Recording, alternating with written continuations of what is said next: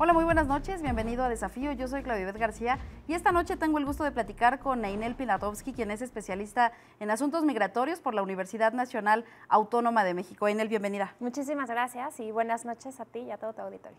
Muchas gracias, Einel. Hemos visto últimamente caravanas, hemos visto también la situación de migrantes que están esperando asilo y esto se polariza con la situación electoral que se acerca en Estados Unidos. Entonces, quisiera que nos ayudaras a entender primero cuáles son los conceptos básicos, históricos que tenemos que entender de la migración entre México y Estados Unidos, Einel. Claro que sí. Como tú lo dices, estamos viviendo un momento en el que de pronto aparecen todas las noticias, ¿no? El tema migratorio. Y quizá por ahí puede haber muchas dudas de conceptos o de qué es cada cosa o qué rol juega México en la arena internacional en materia migratoria. Y creo que esta es una muy buena oportunidad para explicar así el básico de la migración, digamos, sí, ¿no? México es un país muy especial, yo diría que es de los pocos, si no es que es el único país en el mundo que tiene los cuatro fenómenos de la migración internacional, ¿no? Que es la emigración, la inmigración de personas que llegan, la migración en tránsito, que son las personas que atraviesan nuestro país para ir a Estados Unidos, y la migración de retorno. Si te parece bien, podemos ir viendo cada una de estas cuatro un poco como qué pasó, cuándo se dio, cuáles son los principales aspectos históricos, etcétera, si estás de acuerdo. Claro, para después poder entender la coyuntura. Claro, lo que pasa hoy en día. Pues empezamos con la inmigración, que me parece que es como la tradición migratoria mexicana, ¿no? Si tú lo piensas cuando pensamos en migración en México, el referente automático es pues toda la diáspora que vive en Estados Unidos, ¿no? México y Estados Unidos tienen una frontera que ha sido transitada desde muchísimos años. Digamos que los primeros mexicanos que vivieron en Estados Unidos, pues en realidad no cruzaron ellos la frontera, sino que la frontera los cruzó, ¿no? Eran mexicanos que vivían en esos territorios cuando todavía era parte de México, y después la frontera los pasó y entonces empezaron a formar parte de la comunidad mexicoamericana desde sus orígenes. Sí. La emigración de México a Estados Unidos como el fenómeno masivo empieza a partir más o menos en la coyuntura de la Segunda Guerra Mundial con el programa Bracero, que es un primer programa de intercambio de trabajadores temporales, y va incrementando los flujos migratorios a lo largo de la historia del siglo XX, quizá con dos momentos muy importantes, ¿no? Más o menos en finales de los años 60, principios de los años 70, y nuevamente después durante los años 90.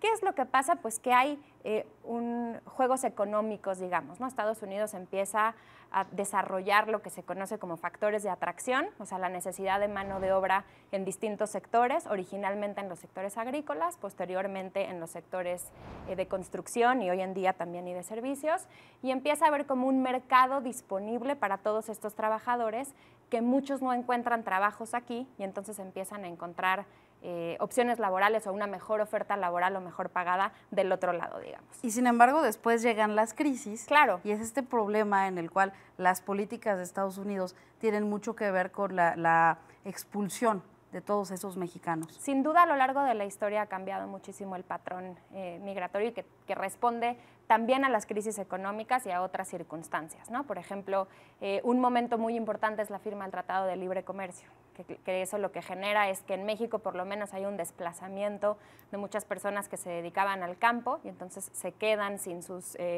territorios de cultivo, entre muchos otros fenómenos, y entonces se ven obligados a migrar a Estados Unidos. Y después viene un momento de recesión, por ejemplo en el 2008, que hay una crisis económica en Estados Unidos y eso hace que entonces muchos mexicanos comiencen a regresar a México. Los flujos han cambiado a lo largo de estos años, por ejemplo, antes eran circulares, o sea, las personas migrantes se iban a trabajar y regresaban, se iban a trabajar, regresaban, pero con el endurecimiento de las políticas fronterizas, pues ir de ida y vuelta empieza a volverse más difícil. Y entonces desde finales de los 80, pero particularmente en los años 90, empieza a cambiar el flujo de ser circular a ser unidireccional, ¿no? Digamos que las personas migrantes que se iban del otro lado ya no volvían y se quedaban allá. Porque no se quieren arriesgar. Claro que no, porque los cruces son muy difíciles, porque no están en condiciones de hacerlo como antes, que era prácticamente como cruzar la calle, ¿no? Casi, casi. Otro cambio importante, por ejemplo, es que tradicionalmente o antes era un flujo migratorio muy masculino, ¿no? Era el hombre el que se iba a trabajar. En los últimos años son flujos mixtos, muchas mujeres forman parte también de esos flujos e incluso familias. Y entonces, con todos estos cambios, hoy en día vemos que en Estados Unidos, como deja de ser circular y las familias empiezan a quedarse allá porque se empieza a volver más difícil, hay una diáspora gigante, ¿no? La diáspora de mexicanos viviendo en Estados Unidos es enorme. Estamos hablando de que alrededor de 35 millones de personas son de origen mexicano, de las cuales más o menos 23 son nacidas en Estados Unidos. Esto quiere decir que son migrantes de segunda o tercera generación, cuyos padres llegaron. Alrededor de 11 millones y medio son nacidos en México que llegaron a Estados Unidos, de los cuales más o menos la mitad, es difícil calcular demográficamente esto, pero más o menos la mitad se encuentran en una situación irregular. Esto quiere decir que México tiene una diáspora gigante. Probablemente no hay un país en el mundo con una diáspora tan grande como los mexicanos que viven en Estados Unidos. ¿Y qué pasa, Enel, con la situación de los migrantes en tránsito? Porque si bien es cierto, las caravanas históricamente ya existían, no habían sido tan multitudinarias y bueno, también está esta situación de todas estas personas que están esperando refugio en la frontera norte. Claro, y dentro del fenómeno inmigratorio está, digamos que es una patita la migración en tránsito. ¿Por qué es una patita? Porque el fenómeno es distinto, ¿no? La migración en tránsito no son personas que deciden venir a inmigrar a México, sino que les atraviesa en su paso hacia Estados Unidos, pero dadas las condiciones en Estados Unidos y como está la situación actual, pues podemos decir que muchas de estas personas que son migrantes en tránsito se pueden potencialmente convertir en inmigración, porque son personas que pueden decidir o que por la situación coyuntural terminen quedándose en México. México no ha tenido una política inmigratoria muy abierta a lo largo de su historia. Para darte una cifra, por ejemplo, los extranjeros viviendo en México nunca han ocupado más del 1% de la población, ¿no? Que es muy bajo, salvo en algunos momentos coyunturales, como la Guerra Civil Española, que llegaron personas, o la Guerra Civil Guatemalteca, que llegaron personas. Hoy en día hablamos de que existe una comunidad inmigrante compuesta mayoritariamente por personas de origen estadounidense, ¿no? Es la primera población extranjera viviendo en México, seguida de los españoles y los guatemaltecos, y ahora podría ser que con la crisis venezolana las cifras cambien si México decide tener una postura abierta de refugio y asilo hacia estas personas. Ahora, la migración en tránsito. La migración en tránsito ha existido siempre porque siempre hemos estado en el camino hacia Estados Unidos, ¿no? Entonces, históricamente, si uno revisa, en tiempos de la Segunda Guerra, por ejemplo, muchísimos llegaron a México en espera de cruzar hacia Estados Unidos y terminan quedándose, ¿no? Es la historia de muchos europeos que les pasa eso. Sin embargo, el fenómeno de la migración en tránsito, como lo conocemos hoy en día, que son los diferentes grupos centroamericanos provenientes de Guatemala, Honduras y El Salvador, en menor medida Nicaragua también, que cruzan por todo nuestro país hacia Estados Unidos, como lo conocemos hoy en día, yo diría que tiene alrededor de 15 años, ¿no? Este fenómeno se incrementa con la situación de violencia y de desigualdad económica en sus países, que eso funciona como un factor agudo de expulsión de todas estas personas que salen de los territorios y empiezan a transitar por nuestro país. Antes lo hacían en La Bestia, que es este tren, ¿no?, de carga que transita, que los migrantes se suben en su lomo, digamos, y por eso se le llama La Bestia. Y hoy en día, por las restricciones que hay, las diferentes redadas que se han impuesto en los trenes y en otros medios de transporte, la mayoría de las personas migrantes transitan caminando.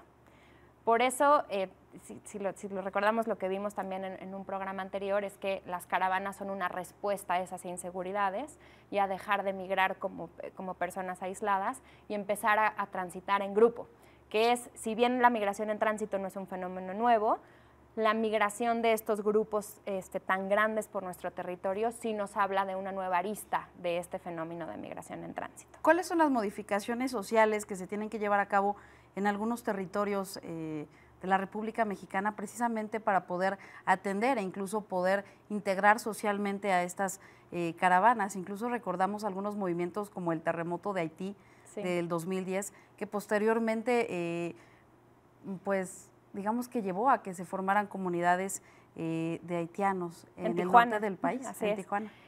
Bueno, estamos viviendo un momento coyuntural indefinido, ¿no? Estamos en un momento de tránsito donde todavía no se terminan de definir cuáles van a ser las políticas del nuevo gobierno al respecto.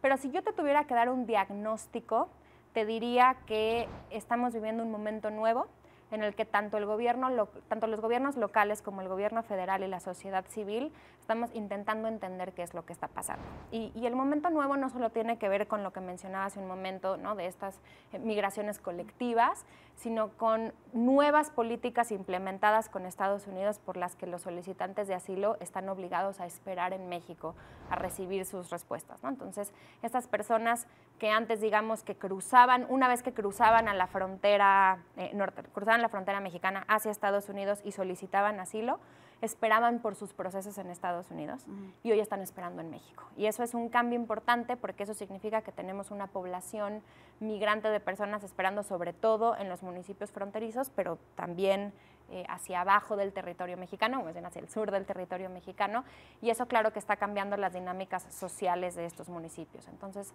hay una tensión en el sentido de que hay cierta inclinación del gobierno federal por tener una política abierta de recepción a estas personas, pero también hay un recorte de presupuesto. Entonces, no existen las condiciones ni la infraestructura para atender a todas estas personas por parte del gobierno, y sociedad civil de alguna manera está entrando a resolver todas estas necesidades, ¿no? Entonces son las diferentes organizaciones, los diferentes albergues, los que están dando un espacio para que estas personas esperen sus resoluciones y a que se resuelvan sus trámites, porque el gobierno no tiene la infraestructura para hacerlo. Y mientras tanto, claro que se están desarrollando distintos episodios de xenofobia y de rechazo a los migrantes en todo este territorio.